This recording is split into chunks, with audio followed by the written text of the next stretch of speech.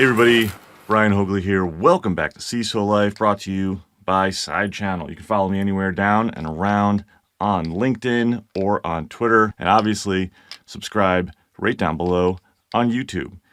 So if you've been living under a rock and you're in the security field, you might have missed the fact that the SEC has come out with a new set of requirements for publicly traded companies as they look to file disclosures and discuss incidents. I want to talk about the three key areas of the new ruling and what it looks like. Number one is incident response. There's looking for a 4-day window for notification. Now the SEC is going to impose this on the 9,000 something publicly traded companies and others underneath SEC ruling. So we'll get into that. Two, the other key piece is having an actual risk management and cyber program.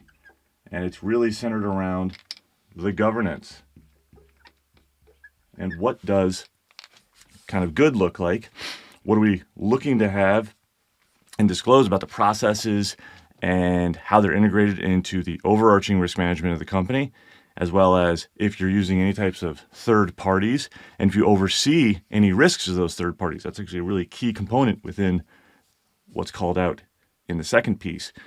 There's also your ability to describe any risks from cybersecurity threats, including a result of previous incidents.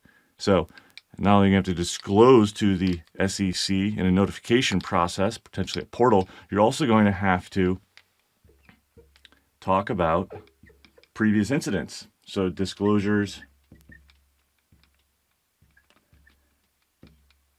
on incidents, as well as just risks from those incidents. So how are they going to be described? And then lastly, and then we'll kind of come back into each of these, is you're going to have to describe really what is leadership, what is the board, and what is management, the two components that they really call out. What are their roles? And then specifically, what is the expertise within management? So what is the role of both of these? But then also, just for management, what is the expertise of anyone on management to be able to discuss, control, manage, oversee all the other fun things that you know as a CISO are probably going to be falling into your lap. How are we actually going to be able to disclose material incidents within 4 days? This is not just about, can I open up the SEC website and fill in information?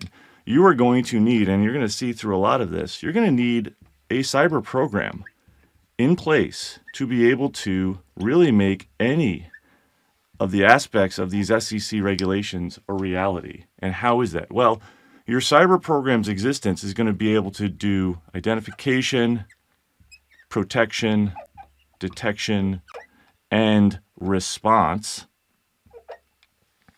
Kind of looks like NIST CSF, doesn't it? Any type of cyber program is going to have these. Obviously, you also have recovery capabilities, but focusing in on the first four, you can't disclose an incident unless you know you can properly detect and respond to the incident. So starting your IR process is set through here. This is what is going to be able to inform your IR process. So you're going to need a program that has a detection and response capability. You're also then going to need to add in legal, probably internal audit, as well as your executive leadership team and the board of directors. You're going to have to add in these four components because this is about communication.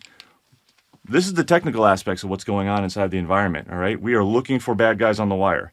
But once we've determined through this partnership here that this incident that is detected is of a material nature to the company, and materiality is going to have to be defined by that company. But once that materiality is determined, then the 4 days starts. So you need these components, right? And you're going to see something very interesting here. These other aspects of these requirements, like from risk management and disclosure, are also going to lean in on needing the existence of a program. So What does that look like? Well, you're going to have to describe any of the processes that have been integrated into the overall risk management. So if you have these capabilities sitting inside of your cyber program, how do they feed up to some type of chief risk officer or enterprise risk board, view, or whatever? This is all going to have to feed into here. So you start seeing these are not simple siloed capabilities that need to just be described. You're going to have to talk about the ability to assess, identify, manage material risk from cyber threats. Well, how can you do that? You need to be able to identify what your assets are, your environment. You need to put protections in place. You need to put detection and response capabilities in place. This all feeds into being able to what you're going to disclose in these components that the SEC is looking for. So again, we kind of actually have to back up from what the regulation is to be able to determine what it is it's looking for to be able to create a sensible and reasonable disclosure for an investor to be able to understand. If you have none of this, it's going to be very easy. We don't have any cybersecurity programs in place. That's going to be your disclosure, but nobody's going to want to see that. So you're also going to have to be able to describe risks from cyber threats. So what's happening on the outside, okay? What is attacking you? What is threatening you? Are there inside risks, outside risks? What do these risks look like? You're going to have to be able to describe what those risks are and the potential for them to be able to impact you. And that's all really going to have to go into, your disclosures. That's what's going to, really net out how you describe why do we have or not have certain aspects of a program in place. We might choose to not have a piece in place. Why? There was a determination that a certain threat didn't exist or wasn't material to you to create that program. Or conversely, you did identify a threat or a risk and you needed to create a program to be able to address that threat. Okay, well, that's going to now be disclosed. So you can see how this all really ties together. The last part in governance, how are our board and our management handling things? Let's start with management.